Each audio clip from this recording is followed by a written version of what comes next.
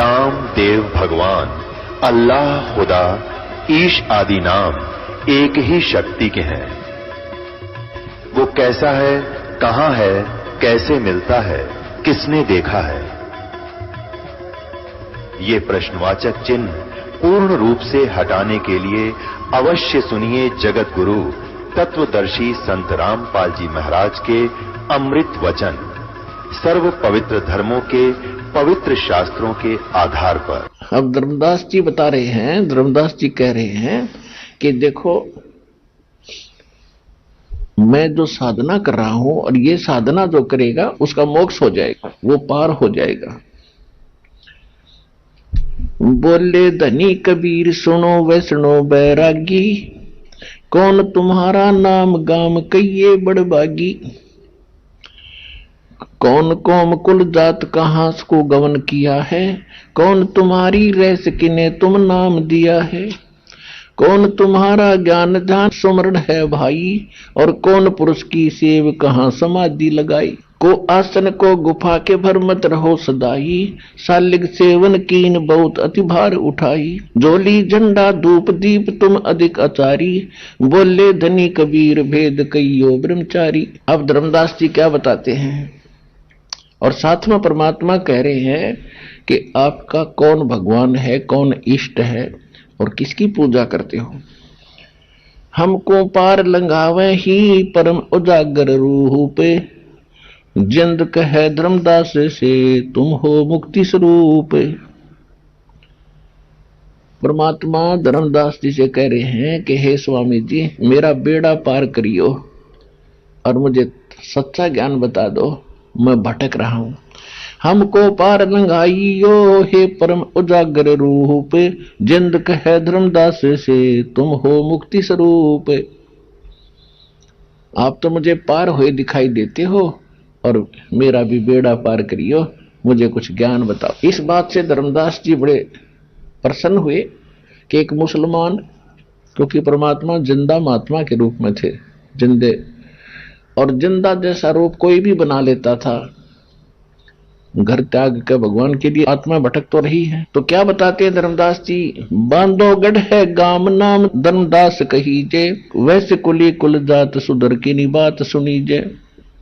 मेरा बांधोगढ़ गांव है, धर्मदास मेरा नाम है, और हम बिल्कुल शुद्ध स्वच्छ रहते हैं। हम शूद्र को, छोटी जाति वाले को निकट भी नहीं आने देते।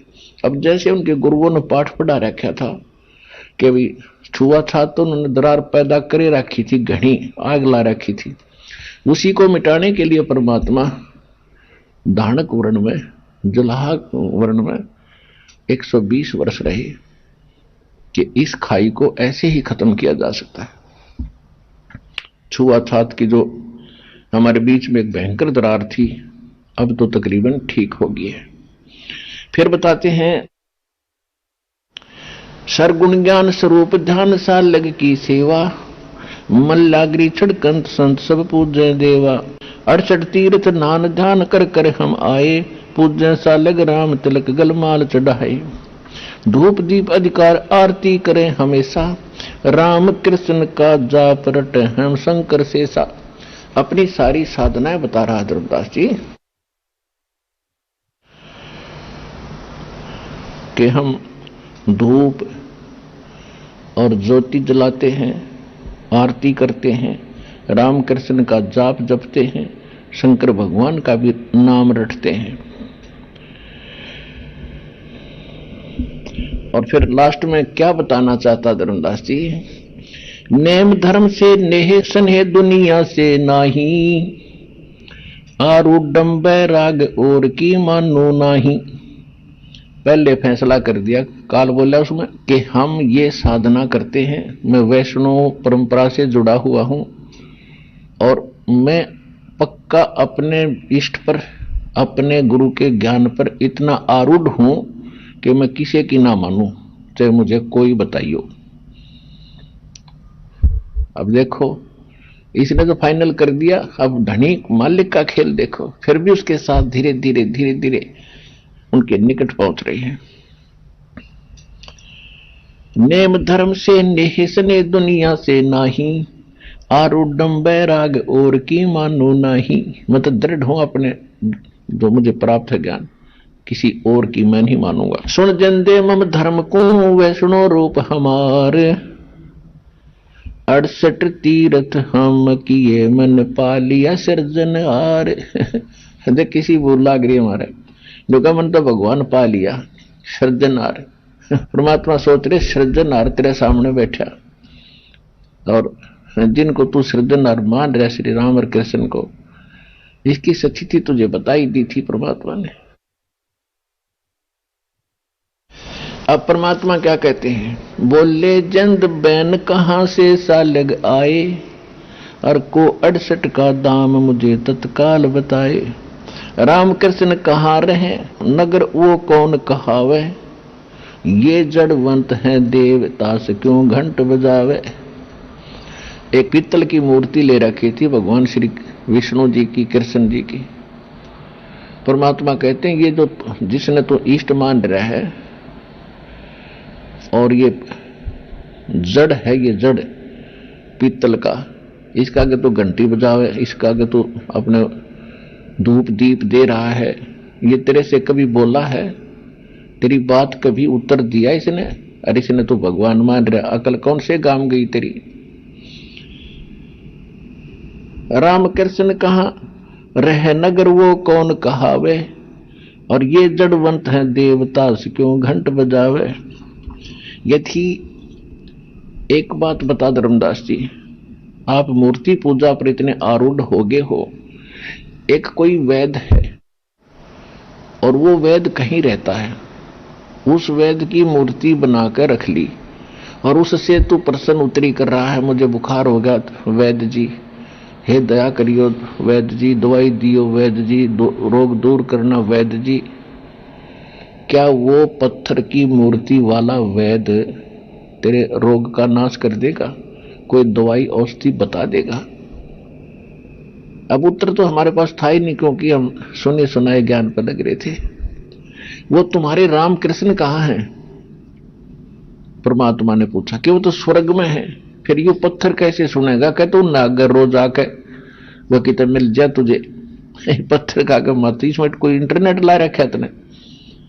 तो ऐसी अकल मार रखी थी हमारी, परमात्मा ने कैसे जड़ निकाली सज्ञान की। सुने गुने नहीं बात धात पत्थर के स्वामी, ये तेरी ना बात सुने और ना इसका उत्तर दे, ये पत्थर के तेरे स्वामी। सुने गुने नहीं बात धात पत्थर के स्वामी, और कहां भर में धर्मदास चीनो निज पद ली कामी। बोलत गटगट पूर्ण ब्रह्म धर्म आदू नहीं जाना, और चिदानंद को चीन डार पत्थर पाषाणा। उस भगवान को समझ जिसने राम कृष्ण को भी उत्पन्न किया, इनके पिता को भी उत्पन्न किया, जो सर्वशक्तिमान है, उस सच्चिदानंद भगवान को जान, उसको पहचान, इन पत्थरों ने पटक दे ठाके। राम कृष्ण को टोंगे ये वो धनी एक का एक, जिंद कहे धर्मदास से तुम बूझो ज्ञान विवेक।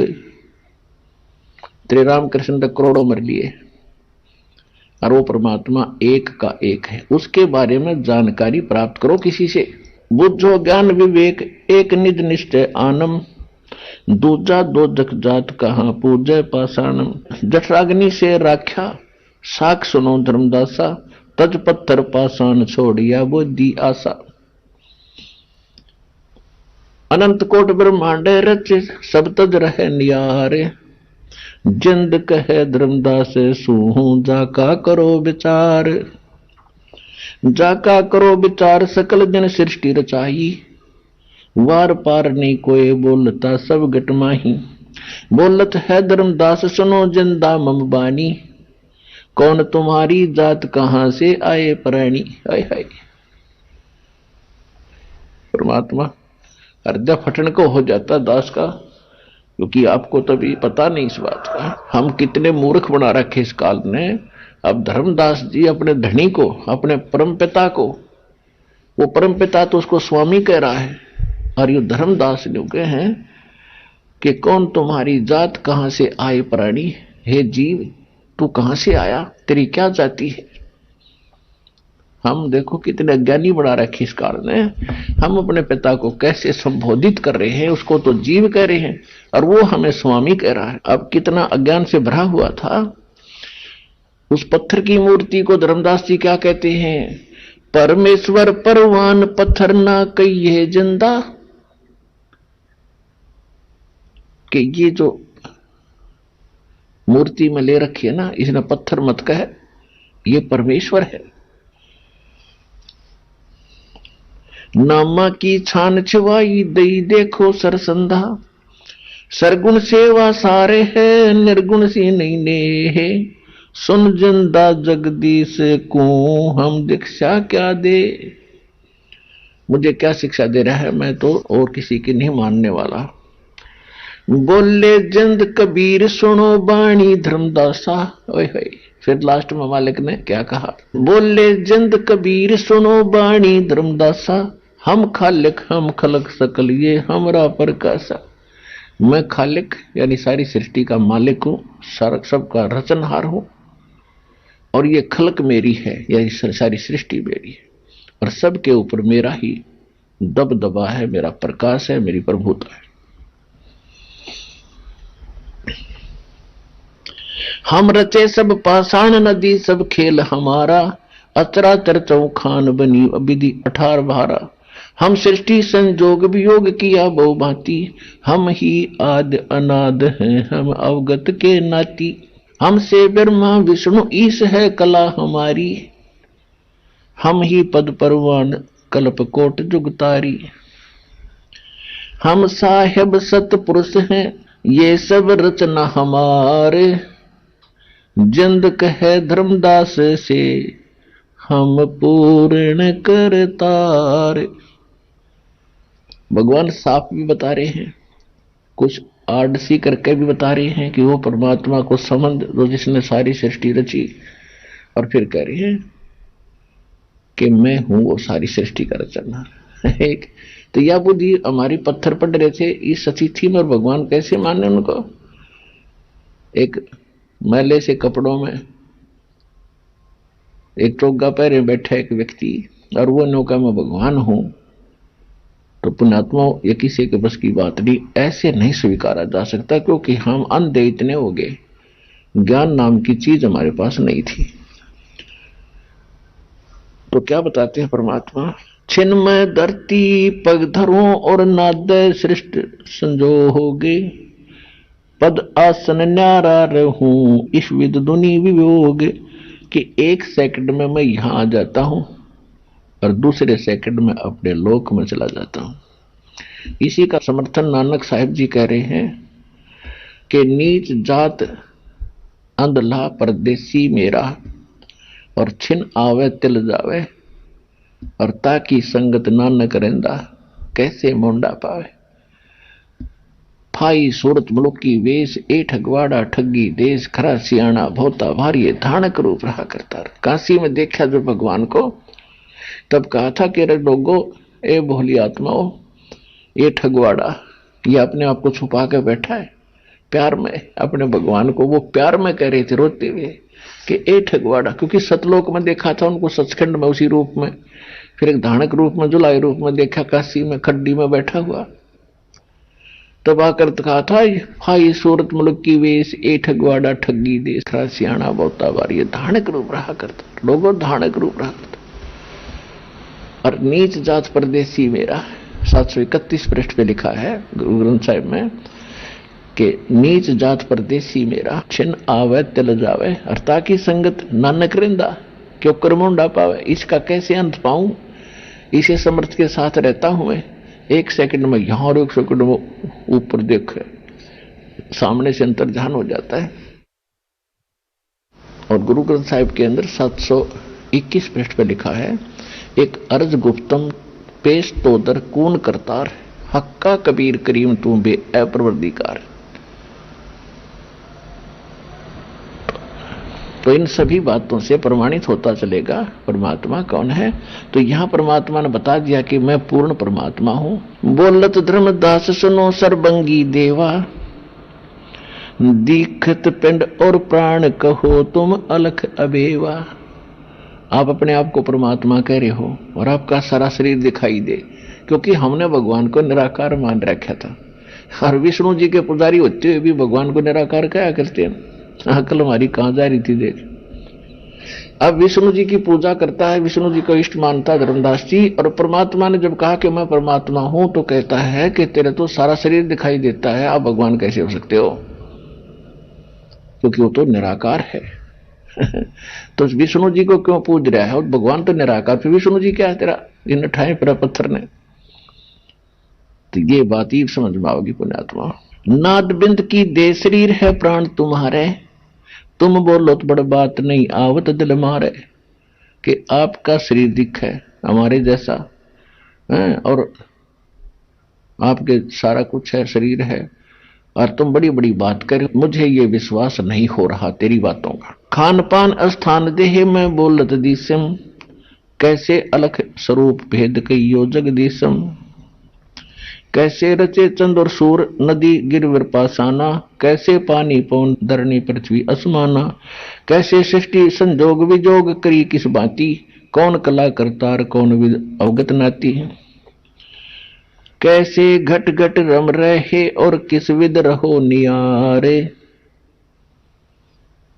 और कैसे धरती पर चलो कैसे अदर अदार। तो धर्मदास जी ने पूछा कि आप किस प्रकार तो घट घट में बोल रहे हो और कैसे तुम सबसे न्यारे हो, और किस तरह आप पृथ्वी पर रहते हो और कैसे आप वहां ऊपर रहते हो। तो परमात्मा उदाहरण देते हैं कि जैसे ये सारे ब्रह्मांड मेरे रचे हुए हैं। अब जैसे साइंटिस्ट ने, वैज्ञानिक ने, इंजीनियर ने एक विमान बना दिया, रॉकेट बना दिया और उसके अंदर सारा मैटर फीड कर दिया और उसको स्टार्ट कर दिया, उसके अंदर जो भर रखा है डायरेक्शन, वो उसके आधार से उसी स्पीड पर चल पड़ा। अब उसके अंदर वैज्ञानिक बैठा है या कोई व्यक्ति बैठा है, बनाने वाला बैठा है या अन्य यात्री भी बैठे हैं, चालक बैठा है, तो चालक को जरूरी नहीं कि फिर उसके स्टीयरिंग पर बैठा रहे। वो पिछली सीट पर बैठो, चाहे उस विमान में घूमो फिरो, किसी सीट पर लेट जाओ, उसने निर्धारित समय से वहां पहुंचना है। जैसे 3-3, 4-4 वर्ष लग जाते हैं मंगल ग्रह पर जाने के लिए, तो यहां से उसमें फीड कर दिया जाता है, वो अपने आप चल रहा है, अपने आप ऑटोमेटिक उसके इंजन जिसका स्टार्ट होना वो स्टार्ट हो जाता है, बाकी वो अपनी निर्धारित दिशा पर चल रहा होता। तो ऐसे परमात्मा ने बताया कि सारी सृष्टि मैंने ऐसे रच के, अब इसमें मैं कहीं घूमू फिरूं ये अपने हिसाब से चलेगी, जब तक मैंने इसमें चाबी भर रखी है तब तक ये ऐसे चलेगी। परमात्मा बताते हैं गगन सोन में हम रहे व्यापक सब ही ठोर, हृदय रेन हमारे है फूल पान फल मोर। जंद कहे धर्मदास सुनो सतगुरु की बाणी, हम ही संत सुजान हम ही हैं सारंग पाणी। ओंकार और मायतास के पुत्र कहावे, हम परमात्म पद दोहों के मद रहावे। हम उतरे तुम काज सोन से किया पियाना, शब्द रूप दे धर समझ बाणी सुर ज्ञान। नहीं नाद नहीं व्यंद नहीं पांच तत्व आकारम, गुड़ीला ज्ञान अमान हंस उतारूं पारम। परमात्मा ने कहा कि आप कह रहे हो ना कि आपका शरीर दिखे हमारे जैसा शरीर है, आप खाते हो पीते हो बोलते हो, तो परमात्मा कहते हैं नरख परख कर देख, नहीं भौतिक हम रह काया, हम उतरे तुम काज नहीं कुछ मोह ना माया। मेरा शरीर देख धर्मदास जी, ये तुम्हारे जैसा नहीं है। अब धर्मदास जी ने ऐसे हाथ लगा के देखे मालिक के चरणों पे, हाथों पे, ऐसे जैसे रबड़ होता है, रुई की तरह हाथ ऐसे चल रहे हैं, उसके अंदर कोई हार्ड मास नहीं है। यजुर्वेद अध्याय नंबर 40 के मंत्र नंबर 8 में लिखा है, सैपरी आगात शुक्रम अकायम ऐसनाविरम कबीर मनीषी स्वयंभू व्यवधाता। उसमें लिखा है कि उस परमात्मा जो कबीर देव है, कबीर परमात्मा सबसे बड़े विद्वान है, सर्वज्ञ है, और उनका शरीर असनाविरम शुक्रम अकायम। इन्होंने अज्ञानियों ने क्या किया, अकायम शब्द ले लिया, अकायम उससे मान लिया कि परमात्मा निराकार है, उसके काया को लिया। इसमें शुक्रम अकायम लिखा है, असनाविरम क्यों लिखा फिर? असनायुर माने स्नायु माने नाड़ी, और शुक्रम अकायम जो माता पिता के संयोग से जो शुक्र से बनती है परमात्मा की, वो काया नहीं है, पांच तत्वों का नहीं है। और फिर नाड़ी संस्थान रहित है, इसका मतलब शरीर है वो काया परमात्मा की शुक्र से बनी नहीं, उसमें नाड़ी तंत्र नहीं है, एक तत्व से बना हुआ शरीर है। तो यहां परमात्मा कह रहे हैं नरक परख कर देख नहीं भौतक हम रह काया, हम उतरे तुम काज नहीं कुछ मोह ना माया। अब परमात्मा क्या बताते हैं, ना मैं जन्मूं ना मैं रू, और पल पल आऊं जाऊं, शब्द विहंगम सोने में ना मेरा धूप न छाऊं। बोले जिंद सुनो धर्मदासा हमरे पिंड प्राण निश्वासा। हमारा जो शरीर है आप जैसा नहीं है, और इसमें श्वासों का कोई वो नहीं है, योगदान नहीं है। गर्भ योनि में हम नहीं आए, मादर पिदर ना जननी जाए। हम किसी माता पिता से नहीं जन्मे। शब्द स्वरूपी रूप हमारा क्या दिखलावे आचार विचारा। अब धर्मदास जी कह रहे थे कि मैं कोई जीव हिंसा नहीं करते, हम वैष्णव परंपरा से जुड़े हुए हैं और हम विष्णु जी को इष्ट मानते हैं, और हम शूद्र को निकट भी नहीं आने देते। तो परमात्मा ने बताया कि देखो भोली आत्माओं, आपको ज्ञान नहीं, आपके गुरुओं को ज्ञान नहीं, जिस कारण से आप कितने आप हिंसा करते हो, पाप करते हो, उससे परिचित नहीं हो। अब परमात्मा क्या बताते हैं, बोले जिंद सुनो धर्मदासा हमरे पिंड प्राण निश्वासा। गर्भ योनि में हम नहीं आए, माद्र पिदर ना जननी जाए। शब्द स्वरूपी रूप हमारा क्या दिखलावे आचार विचारा। फिर क्या बताते हैं, सत्य ब्राह्मण की है हत्या, जो चौका तुम देवो नेता। ब्राह्मण से हत्या जो होई, जल स्नान करत हो सोई। अब आप मानते हो धर्मदास जी कि जो व्यक्ति जीव हिंसा करते हैं, यानी क्योंकि धर्मदास जी सामने बैठे भगवान को एक मुसलमान संत की वेशभूषा में होने के कारण उनको मुसलमान मान रहे थे, और टोंट कस रहे थे कि हम जो साधना कर रहे हैं ये श्रेष्ठ है, हमारे भगवान विष्णु सबसे श्रेष्ठ है, और हम कोई पाप नहीं करते। डायरेक्ट कहानी इनडायरेक्ट कह दिया कि मुसलमान तो पाप करते हैं, बकरे काटते हैं, मांस खाते। अपरमात्मा उनको फिर अंतर्यामी थे, यू कहना के चाव है सारी, फिर उसकी हिंदी करी अच्छी तरह कि सत्य ब्राह्मण की है हत्या, जो चौका तुम देवो नेता। ब्राह्मण से हत्या जो होई, जल स्नान करत हो सोई। कि जिस इस मथुरा के जोड़ में तालाब में तो नहाका आया है, इसमें इतना पाप लग गया तेरे को जैसे 1000 ब्राह्मणों को काट दिया। ब्राह्मण माने भगत। देखो पुण्यात्मा, वैसे तो आम जीव न मार दे वो भी पाप है, आम व्यक्ति को मार दे वो भी पाप है, और यदि किसी राजा के लड़के को मार दे तो उसकी सजा और घनी दी जाती है। ब्राह्मण का अर्थ होता भक्त।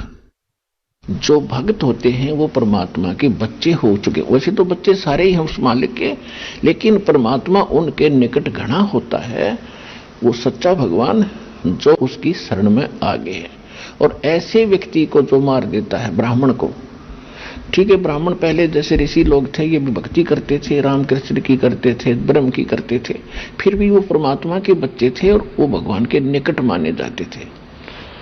तो पुराणों में लिखा है कि एक ब्राह्मण की हत्या कोई कर दे, उसको इतना पाप लगता है कि इतने गौ दान कर दे, करोड़ों की संख्या में इतना कर दे, इतना जाप कर ले, तब जाकर वो ब्रह्म हत्या का पाप कटे। तो परमात्मा कहते हैं जीव चाहे ब्राह्मण मार दे उसका पाप चलो ज्यादा हो जाएगा, और चाहे छोटा मार दे दोनों का दुख उस बाप को होता है।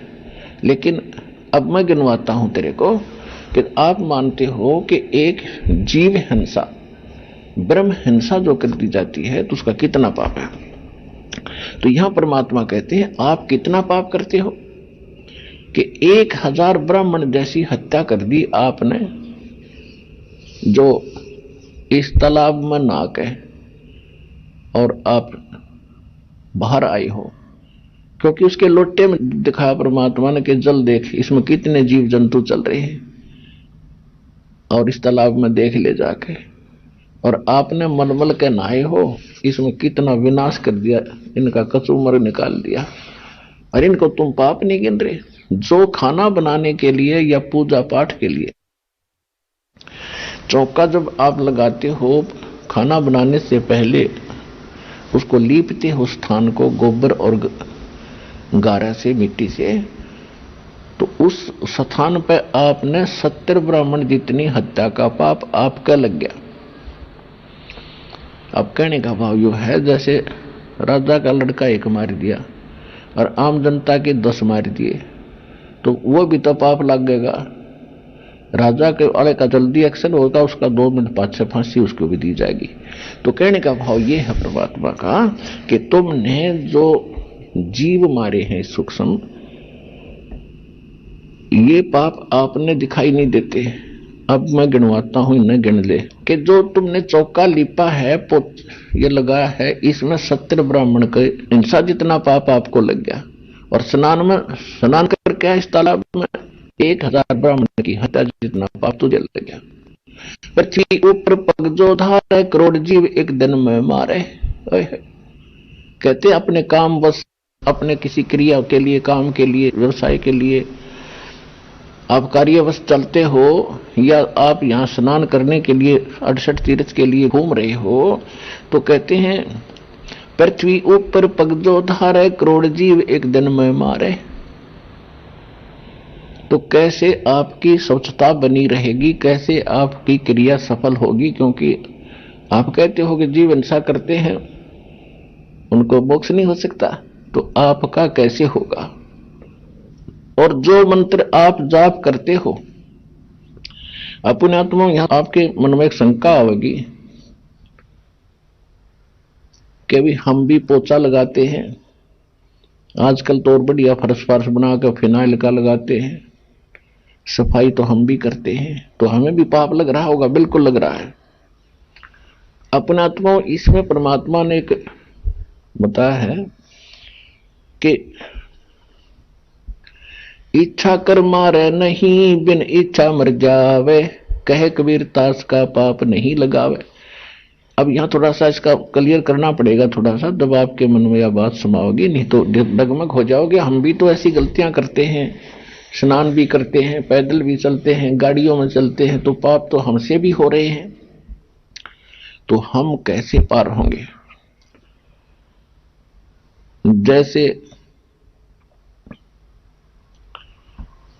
एक व्यक्ति गाड़ी चला रहा है, कार चला रहा है, ट्रक चला रहा है, और उसके पास लाइसेंस है नहीं।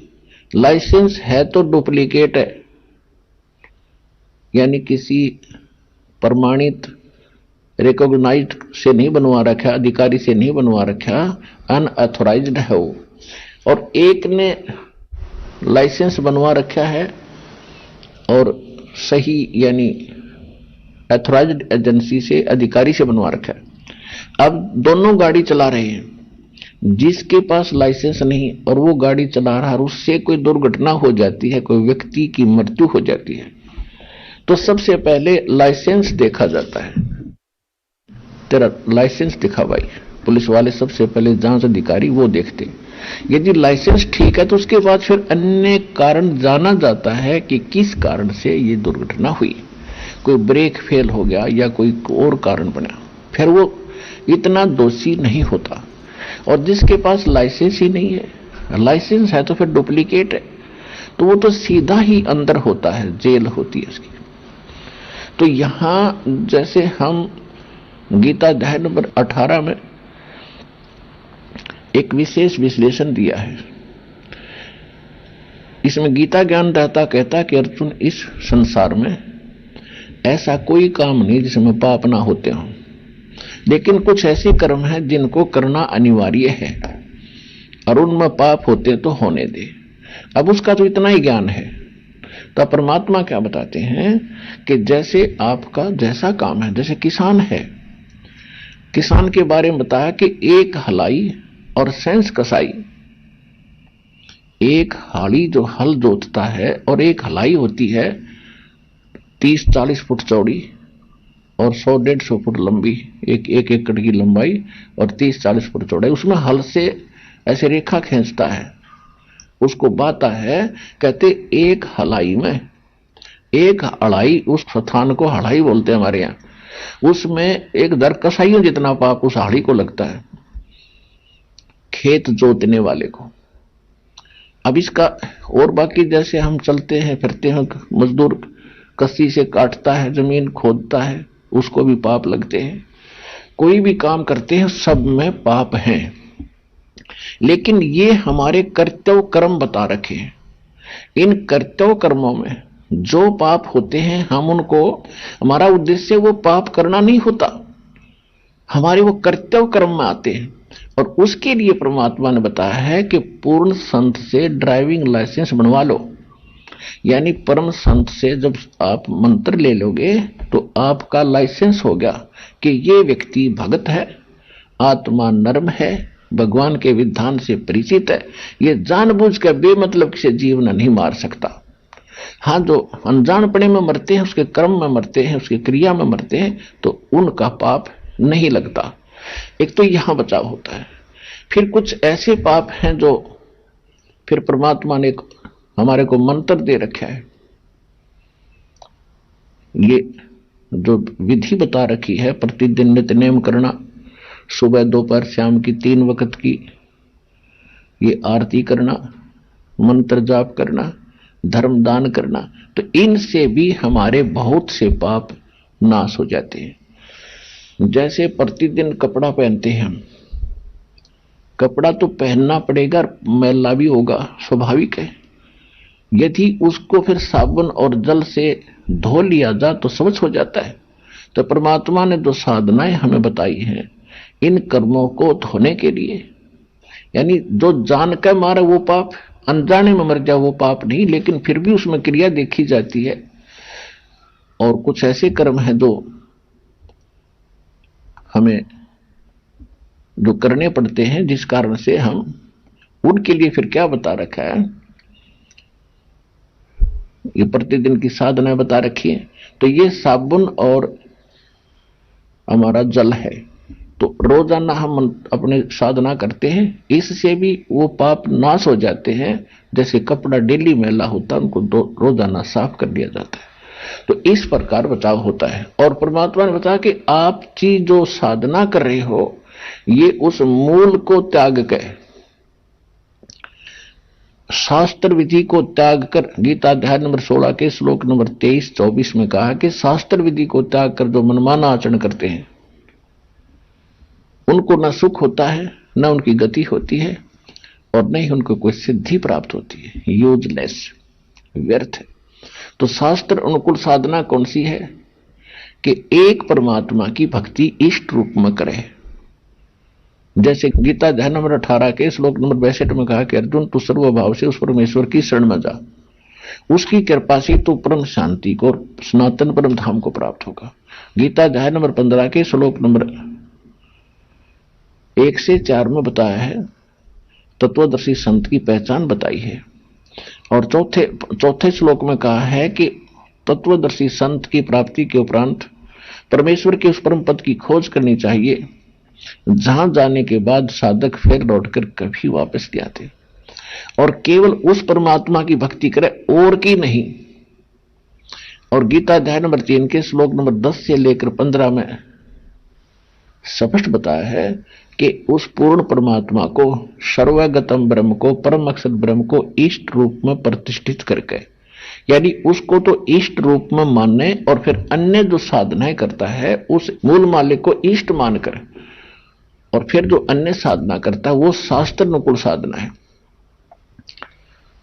तो आप जो साधना कर रहे हो रामकृष्ण की, जैसे कोई भक्ति रूपी आपने भक्ति करनी है तो कैसे करनी है?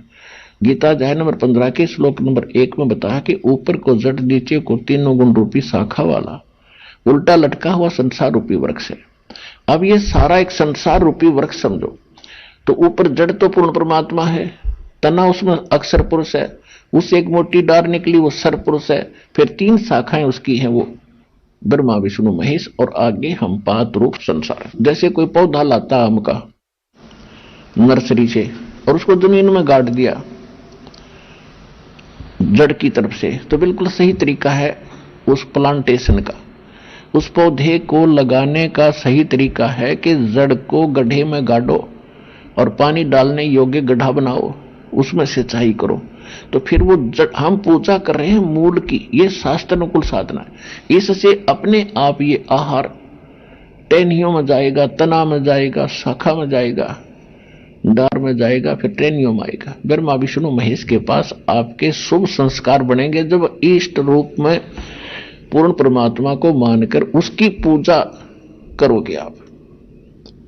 और फिर वो फल कौन देंगे? उस ऐसे बने हुए शुभ संस्कार जो शास्त्र अनुकूल साधना से आपके संस्कार बनेंगे, वो सही बनेंगे, ब्रह्मा विष्णु महेश के पास जाएंगे और वो फिर आपको आपका संस्कार देना शुरू कर देंगे। आपके पहले पुण्य नहीं थे तब तो आप दुखी हुए, अब आपके पुण्य शास्त्र अनुकूल शुरू करवा दिए आपकी, अब वो पुण्य संस्कार इनके पास आ रहे हैं। आपकी हाजिरी लाग कर जो दिहाड़ी मजदूरी आप कर रहे हो और वो पहुंच जाती है अकाउंटेंट के पास और वो फिर आगे तनख्वाह दे रहा केवल वर्क डन। तो ब्रह्मा विष्णु महेश तो ये वर्क डन देने वाले अकाउंटेंट समझ लेना, और क्रिया करनी पड़ेगी ऐसे जैसे दास आपको बता रहे हैं। तो शास्त्र अनुकूल साधना जो करी है, इष्ट रूप में उस मूल की जड़ की पूजा करी, उससे शास्त्र अनुकूल क्रम बनकर आपके पहुंच गए ब्रह्मा विष्णु महेश के पास, और वो आपको दे रहे हैं क्योंकि वो यहाँ के प्रबंधक हैं, उन्हें देना उन्होंने ही है, लेकिन वो देंगे केवल किया कर्म आपने जैसा कर रखे। तो अब परमात्मा बताते हैं कि आप जी कैसे कर रहे हो धर्मदास जी, कि आपने टहनियों ब्रह्मा विष्णु महेश की पूजा कर रहे हो, आप उस भक्ति रूपी पौधे को उल्टा गाड़ बैठे, आपने शाखाएं तक गड्ढे में गाड़ रखी हैं, इनकी पूजा शुरू कर दी, मूल छोड़ दिया, वो सूखेगा पौधा तुम्हारा। तो आपका शास्त्र अनुकूल साधना नहीं है, आपके तो पाप इकट्ठे हो रहे, पुण्य कोई नहीं बन रहा। फिर क्या बताते हैं? पृथ्वी ऊपर पग जो धारे, करोड़ जीव एक दिन में मारे, करे आरती संजम सेवा, ये अपराध न उतरे देवा। ठाकुर घंटा पौन झकोरे, कोट जीव सूक्ष्म सिर तोड़े, ताल मृदंग और झालर बाजे, कोट जीव सूक्ष्म तांजाजे। कहते हैं जो ये आप घंटी पीटते हो, ऐसे ऐसे बजाते हो घंटी, तो उनमें सूक्ष्म जीव होते हैं और वो उस डंडे की रगड़ से मारे जाते हैं, वो भी पाप आपका लगे। फिर कहते खान पान में दमन प्राणी, कैसे पाओ मुक्त निशानी। आप खाना खाते इसमें भी जीव मरे, पकाते उसमें भी मरे, पोचा लाओ उसमें मरे। तो आप यही मान बैठे कि मैं कोई पाप नहीं करता। क्या पाप नहीं करता? क्या एक बकरा नहीं मारा तो बाकी पाप नहीं है? यानी बकरा मारना तो महापाप है ही है, वो भी पाप है, लेकिन ये भी पाप है और वो भी पाप है। परमात्मा का कहने का ये उद्देश्य है कि पाप तो तुम्हें पता ही नहीं है, आप सामने दिख रहा है उसको पाप मान रहे हो और आप कर रहे हो डेली, इसको पाप नहीं मान रहे हो। तो परमात्मा के चाहे छोटे जीव ने मार दे और चाहे बड़े ने, राजा के चाहे छोटे बेटे को मारो चाहे बड़े को, वो तो दे ही तोड़ेगा, दोनों का एक जैसा सजा आपको देगा। तो इसी प्रकार परमात्मा क्या बताते हैं? झाड़ी लंगी करत हमेशा, सूक्ष्म जीव होत है नेसा, खान पान में दमन प्राणी, कैसे पावो मुक्ति निशानी। कोट जीव जल अचमन प्राणी, या मैं संख शुभ नहीं जानी, कहो कैसे विद करो अचारम, त्रिलोकी का तुम सिर भारम। तुम क्या ये कर रहा क्रियाएं, तेरे ऊपर तो 3 लोक का भार दरिया भाई। कहो कैसे विद करो अचारम, त्रिलोकी का तुम सिर भारम। तुम्हारे सिर पर तो 3 लोक का पाप धरा जा रहा है बेटा रोजाना, और कर रहे क्रिया गलत सारी। आप गीता पढ़ते हो, गीता में कहीं व्रत करने को लिखा है? मना किया है। छठे अध्याय के 16वें श्लोक में कि अर्जुन ये योग यानी साधना भक्ति, न तो ज्यादा खाना खाने वाले की और ना बिल्कुल न खाने वाले की, यानी व्रत रखने वाले की, ना ज्यादा सोने वाले की, ना ज्यादा जागने वाले की, ये कभी सफल नहीं होती। यानी व्रत को मना किया है। हर तुम व्रत कर एकादशी का, धर्मदास जी एकादशी की व्रत की चौड़ दिखावे थे।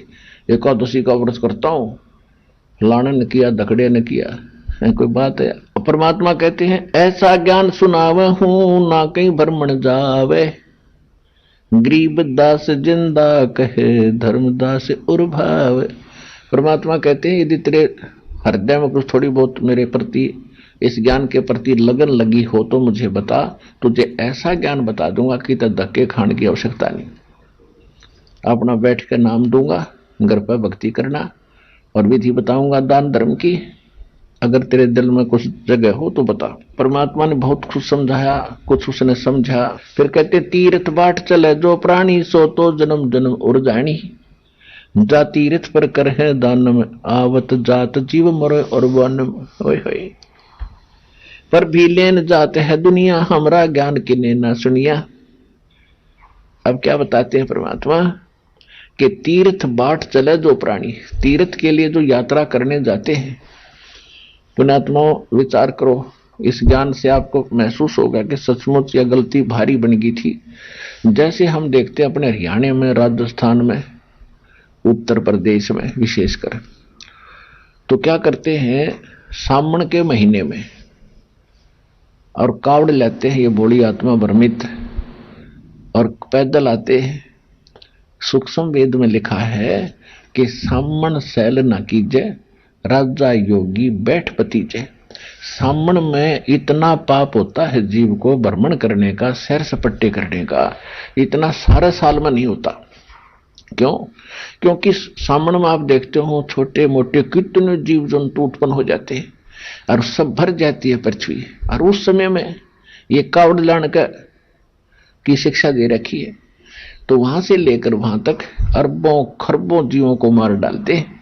तो यहां परमात्मा कहते हैं कि तीर्थ बाट चले जो प्राणी, बाट माने यात्रा, जो तीर्थ यात्रा पर जाता है सो तो जन्म जन्म उर्झानी, उसके तो इतने पाप इकट्ठे हो जाएंगे असंग जन्मों तक भी वो भोगे पार उसके पूरे नहीं होंगे।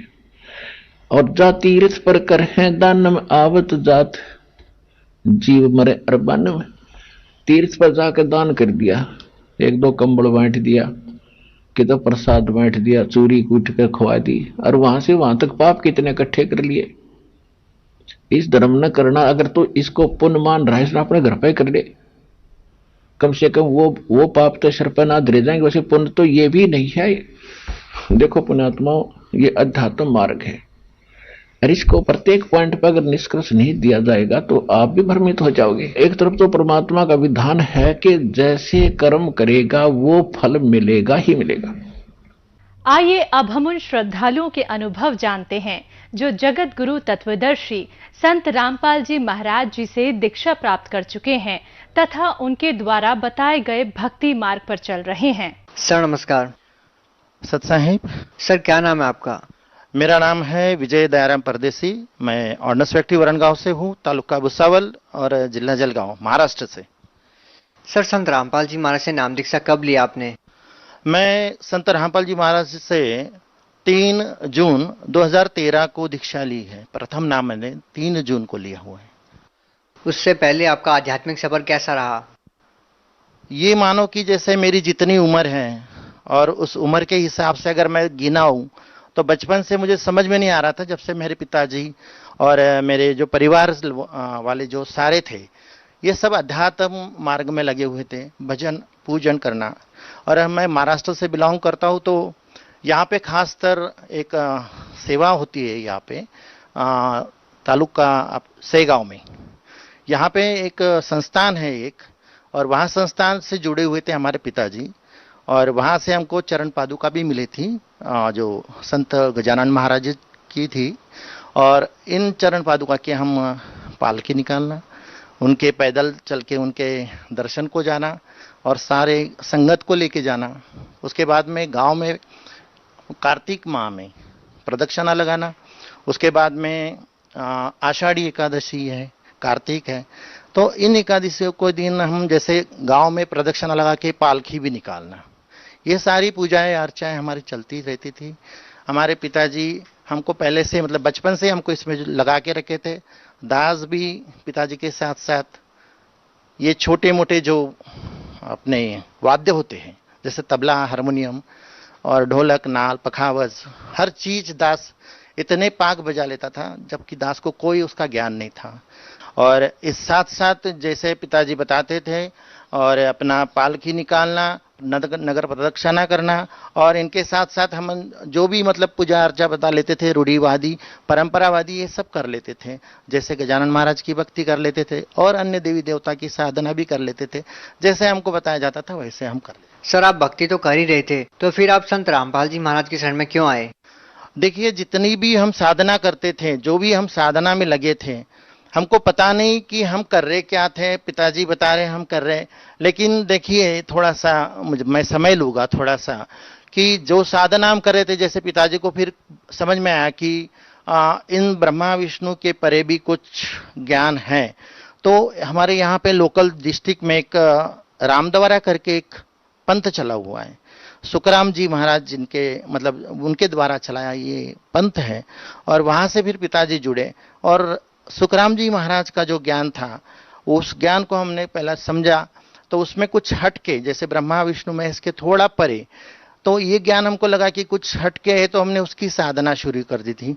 और फिर उसके बाद में हमने उन साधना को लेके, जैसे उन साधना में बताते थे खास तौर की राम नाम को जपना है, तो राम जैसे सांस में ले लिया, सांस में राम को छोड़ दिया, ये मतलब राम राम राम राम ऐसे अंदर में लीजिए और राम राम राम राम ऐसे बाहर छोड़ दीजिए। इस साधना को हमने किया।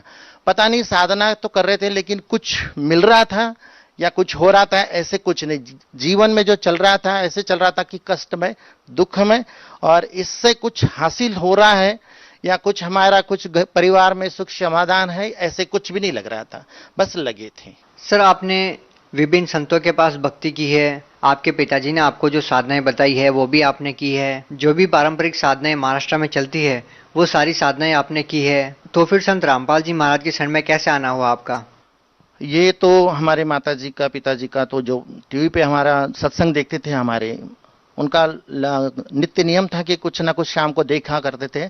उसमें संत रामपाल जी महाराज का एक बार जब सत्संग सुन रहे थे माताजी, तब मुझे उन्होंने बताया कि देखिएगा आप जय गुरुदेव से अभी नाम लेके आए हैं, गुरुजी कुछ बता रहे हैं। तो हमने जब देखा और उसको सुना, और उसको सुनने के बाद हम तुरंत हम उस नाम से भी एकदम हट गए कि जो हमें शौक हो गया कि जो प्रमाण के साथ बताया जा रहा था कि संत जो जय गुरुदेव जी ने हमें नाम दिए थे, उस प्रमाण को साथ देखने के बाद हमें लगा कि हम अभी यहाँ पे भी हम कुछ गलत जगह पे फंसे हैं। तो हम तुरंत वहां से बाहर हो गए, और वहां से बाहर होने के बाद फिर हमें लगा कि अभी संत रामपाल जी महाराज क्या कह रहे हैं। अभी ये तो पहले राम द्वारा की साधना गई, फिर ये अभी जय गुरुदेव की साधना पीछे छूटी है, जो हम पहले करते आ रहे थे वो भी पीछे छूटे, पता नहीं अभी क्या करना चाहिए। तो हमने ठान लिया कि हम परमात्मा का सत्संग सुनेंगे, संत रामपाल जी महाराज का सत्संग सुनेंगे। तो इस आधार पे संत रामपाल जी महाराज का सत्संग सुनना शुरू किया। और जबकि मैं खुद एक ऐसा मतलब पंथ में और अपने क्रियाक्रम में ऐसे जुड़ा हुआ था जहां भजन पूजन चलना, सबको लेके जाना, डिंडी में लेके जाना, पैदल लेके जाना, और सब मेरी तरफ अलग नजर से देखते थे। और जहां पे मैं अभी परमात्मा का सत्संग सुन रहा था तो इस आशा से सुन रहा था कि मैं इनको कुछ बताऊंगा, अगर मेरे को इन्होंने कुछ क्वेश्चन किया तो मेरे को उसका जवाब देना चाहिए, और वो भी शास्त्र के आधार पे, नहीं तो ये सारे मेरे को तो बोलेंगे कि ऐसा ही फंस गया। तो मैं नहीं फंसा, मैं तो वह ज्ञान समझ लिया। करीब मैंने इस ज्ञान को समझने के लिए 1.5 साल लगा दिया, 18 महीने तक के लगा दिए। पर जिस वक्त हमारे पिताजी ने हमको कहा कि बेटा बहुत हो गया, अभी आपने बहुत सुन लिया, अभी प्रमाण पे प्रमाण देखते जा रहे हो, खोलते जा रहे हो, फिर भी आपका मन नहीं भर रहा, मुझे लेके चलो। तो परमात्मा की दया हुई कि उनकी जैसी इच्छा हुई कि मुझे लेके चलो, तो प्रेरणा हमारे में भी कुछ जागी, फैमिली में जागी। हमारे फैमिली में सारे सोचने लग गए, उस पर विचार करने लग गए, और विचार करके फिर हमने फिर एक बार ठान लिया, और सारे परिवार एक साथ 15 सदस्य हमारे परिवार के, बहन भाई जितने भी हमारे मतलब पुत्र और हमारी बेटियां वगैरह, सारे हम जाके परमात्मा से नाम लिए। सर जैसा कि आपने बताया कि आप भजन कीर्तन आप करते थे, पहले आप भक्ति में बहुत ज्यादा लीन थे, बहुत सारे संतों से आपने नाम दीक्षा ली हुई थी, जय गुरुदेव पंथ से भी आप जुड़े हुए थे, आपके पिताजी काफी धार्मिक प्रवृत्ति के रहे हैं, इतनी सारी साधनाएं आप कर रहे थे। उसके बाद आपने संत रामपाल जी महाराज का 1.5 साल तक सत्संग सुना। सर, आपको वो विशेष ठोस कारण क्या लगते हैं कि आपने उन सभी पूजाओं को छोड़ दिया, उन सभी साधनाओं को छोड़ दिया? वो कुछ मुख्य बातें जो आपने संत रामपाल जी महाराज के सत्संगों में सुनी, जिनसे आप प्रभावित हुए, वो कौन सी बातें थी?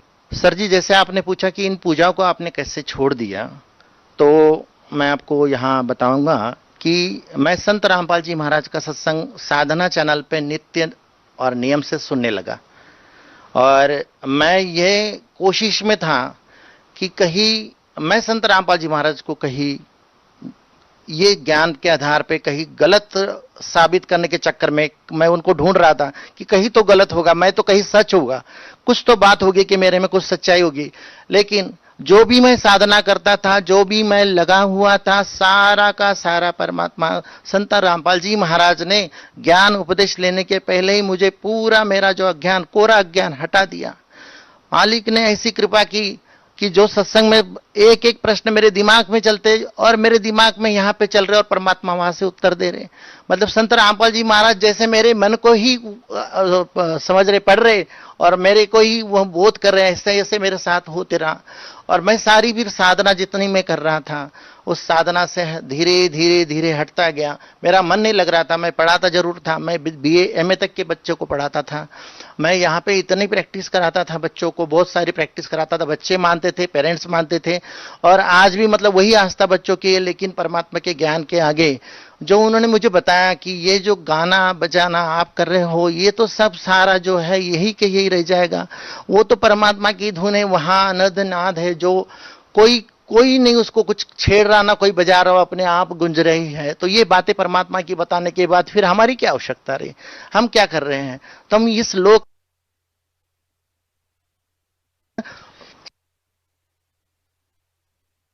संत रामपाल जी महाराज से नाम दीक्षा लेने से पहले, उसके बाद आप संत रामपाल जी महाराज से जुड़े, तो हम आपसे ये जानना चाहेंगे कि इतनी सारी साधनाओं को छोड़कर आपने संत रामपाल जी महाराज को अपना गुरु बनाया, तो आपको क्या अनुभव हुआ? संत रामपाल जी महाराज से नाम दीक्षा लेने के बाद क्या आपको आध्यात्मिक, शारीरिक, मानसिक सुख मिले? मैं जो साधना करता था, 8-8, 10-10 घंटे में रियाज करता था, इस रियाज के कारण मेरे को असंख्य बीमारी, तो सबसे बड़ी बीमारी जैसे piles, internal piles, external piles, बगंदर, फिशर, ऐसे असंख्य बीमारी, जैसे बोलते हैं कि जैसा कंडम हो चुका था मैं। खून मेरे, मतलब मैं जब भी बाहर जाता हूं तो खून बरसता था, लगता नहीं था कि मैं कुछ जी पाऊंगा। तो मेरी जिंदगी तो पूरी बेकार हो चुकी थी। मैं परिवार में भी थोड़ी सी बिखरी बिखरी बात करने लग गया था। तो मेरे को समझ में आ गया था कि मेरी जिंदगी कुछ और शेष नहीं है शायद, और मैं कुछ ज्यादा दिन का मेहमान नहीं, तो मैं थोड़ा बिखरा बिखरा सा भी परिवार में रहता था। लेकिन इतना जो बीमारी था, और ये बीमारी के कारण मैं उस कला से भी तंग आ गया था, साधना से भी तंग आ गया था। फिर बाकी आगे परमात्मा से जब मैंने नाम दीक्षा ली, और पता नहीं मेरे को ऐसी बीमारी थी भी या नहीं थी, पता भी नहीं चला, कहाँ हट गई, कैसे हट गई। और जो डॉक्टर्स लोगों ने मेरे को बताया था कि भाई आपको 2 महीना तो रेस्ट करना पड़ेगा। तो जब मैं बच्चे पढ़ाता था, 2-2, 3-3 घंटे पढ़ाता था, इन बच्चों का क्या होगा, मैं उनकी सोचता था और मेरी बारे में कुछ नहीं सोच रहा, और ये बात थी। और फिर इसके कारण फिर मैंने जैसे परमात्मा से, संत रामपाल जी महाराज से ज्ञान उपदेश प्राप्त किया, और ज्ञान उपदेश प्राप्त करने के बाद मुझे समझ में आ गया कि मैं जो कर रहा था सारा गलत था। और फिर परमात्मा संत रामपाल जी महाराज से दीक्षा लेने के बाद मेरी वो जो बीमारी थी, जो असंख्य कलाकारों को आज है, मैं बोलता हूं, आप मानो या ना मानो, लेकिन ये सत्य बात है कि हमारे जैसे कई कलाकार जिनके रीढ़ की हड्डी का ऑपरेशन हो चुका है, डॉक्टर्स ने 3-3, 4-4 बार इनको बोल रखा है कि आप रियाज बंद करो, नहीं कर पाते। और मैं तो ये कहना चाहूंगा कि देखो, इतनी असंख्य बीमारी से मेरे को उभार दिया, मेरी जिंदगी बना दी। मेरे पास जबकि साधन था, एक थोड़ी नौकरी पानी मेरी चल रही थी, उसके साथ मेरा परिवार चल सकता था।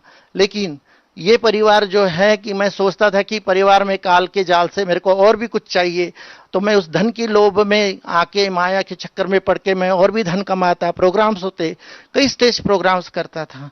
लेकिन जो मेरे को बीमारी हो गई थी, इसके कारण भी मैं जो कर रहा था उस पर सारा प्रश्न चिन्ह खड़ा हो गया था। परमात्मा संत रामपाल जी महाराज ने मुझे वहां से निकाला और आज मेरी जिंदगी बख्शी और मैं आज आपके सामने। सर, संत रामपाल जी महाराज जी जो आज लोकप्रिय हैं, वो इस कारण से भी है कि जो भी उनके अनुयायी, जो भी उनके भगत, जो भी उनके समर्थक, जो भी व्यक्ति उनसे नाम दीक्षा लेता है वो नशा छोड़ देता है। एक ऐसा अद्भुत अनोखा कार्य सुनने व देखने को मिलता है कि कैसे संत रामपाल जी महाराज से नाम दीक्षा लेने के बाद लोग नशा छोड़ देते हैं। क्या आपके साथ भी ऐसा कोई अनुभव रहा संत रामपाल जी महाराज से नाम दीक्षा लेने के बाद कि आप भी कोई नशा करते हो और संत रामपाल जी महाराज से नाम दीक्षा लेने के बाद आपने वो नशा छोड़ दिया? जी सर जी, मैं आपको बताना चाहूंगा कि दास तो बाद में की बात है, लेकिन पहले जैसे खुद अपने आप को संत परमहंस मतलब कुछ भगत समझ रहा था, काल का क्या होइना, जैसे भी कुछ गुरु पद पे विराजमान था। जैसे मैं गुरु पद इससे बोल रहा हूं कि मैं संगीत विद्या पढ़ाता था, तो मेरे सारे जो शिष्य मुझे गुरुजी ही मानते थे। तो इस विद्या को करते करते गुरुपद पाने के ये हिसाब से लालच में बोलो जो भी हैं, तो यहाँ पे मेरे को ये बात मैं आपको स्पष्ट कराना चाहता हूँ कि जितने भी संगीत कलाकार जितने भी हैं उनसे मैं खास दरखास्त करना चाहूँगा। आप देखिए जैसे मेरे साथ बनी है कि मैं हर नशा करता था, आपको स्पष्ट कर दिया, हर चीज मैं वो दुनिया की करता था, जैसे जो नहीं करनी चाहिए वो मैं कर रहा था। और फिर भी मैं मेरे मार्ग में जैसे जहाँ पे मैं स्थायी था वो कर रहा था। और मैं समझता था कि सारा कुछ तो छूट जाएगा लेकिन तंबाकू नहीं छूटेगी। तो परमात्मा ने तो जैसे नाम दीक्षा ले ली तो मुझे याद भी नहीं कि मैं तंबाकू खाता था। सर, अंत में हम आपसे आपके महाराष्ट्र का होने के नाते हम आपसे ये पूछना चाहते हैं कि आप जलगांव महाराष्ट्र से संबंध रखते हैं, तो आप अपनी स्थानीय भाषा में महाराष्ट्र के लोगों को क्या संदेश देना चाहते हैं? हाँ सर जी, मी तुम्हाला एक जो संदेश आहे, मुख्य संदेश प्रार्थना ज्याला म्हणू शकतो मी, ते आपल्याला करू शकतोय। सगळ्या भक्तांना मी प्रार्थनाच करू शकतोय। जे ऐकणारे सगळे आहेत, जी काही आज माझा इंटरव्ह्यू ऐकत आहे त्यांना मी थोडं हात जोडून प्रार्थना करू इच्छितो की ज्या ज्या पंथातून मी गेलोय, त्यात वैष्णव पंथ होता, वैष्णव पंथानंतर मी रामद्वारामध्ये गेलो, रामद्वारामधून मी नंतर मग जय गुरुदेव पंथामध्ये गेलो, जय गुरुदेव पंथामधून मग मी संत रामपालजी महाराजांकडे आलो। मी स्वतः एक कलावंत होतो, त्या कलामध्ये मी स्वतः रमलेलो होतो। असंख्य माझे कार्यक्रम व्हायचे आणि ह्या कार्यक्रमामध्ये मी राहायचो। त्यावेळेला मला हे सगळं लक्षात आलेलं आहे की जितकी काही साधना आहे ही सगळी साधना जी आहे ज्याला शास्त्र प्रमाण नाही आहे, शास्त्रामध्ये कुठे हे आढळून येत नाही की कुठल्या शास्त्रामध्ये हे दिसत नाही की ह्या पद्धतीने साधना केली पाहिजे जी मी करत होतो। तर मी आपणास एक प्रार्थना करू इच्छितो ह्या माध्यमातून की मला आज परमात्म्याने खरंच आज तुमच्यापर्यंत दोन शब्द सांगण्याचा वेळ प्रसंग आणलेला आहे। मी तुम्हाला एक प्रार्थना करतो की बघा, आपले सतग्रंथ ज्यांना आपण सत्य मानलेले आहे, ज्ञानेश्वरी असो, ती चाहे तुम्ही गीता असो, वेद असो, बायबल असो, कुराण असो, प्रत्येक धर्मग्रंथामध्ये आपण ते बघा की जे आपण करत आहोत, ज्या नामाचा आपण जप करत आहोत, खरोखरच तो ऑथेंटिक आहे का, खरोखरच तो प्रमाणित आहे का, खरोखरच त्याला शास्त्र आधार आहे का। ज्या आपण साधना करत आहोत त्या साधनाला कुठे आधार नाही आहे। आणि आपण हे ऐकून आपल्या जीवनाचं कल्याण करा आणि हे जीवनाचं कल्याण करून आपलं जीवन सफल करा आणि ह्या जीवनाला इतकं मातीमोल होऊ नका देऊ, ह्याकडून मी एवढीच प्रार्थना करू। बहुत बहुत धन्यवाद जी, धन्यवाद।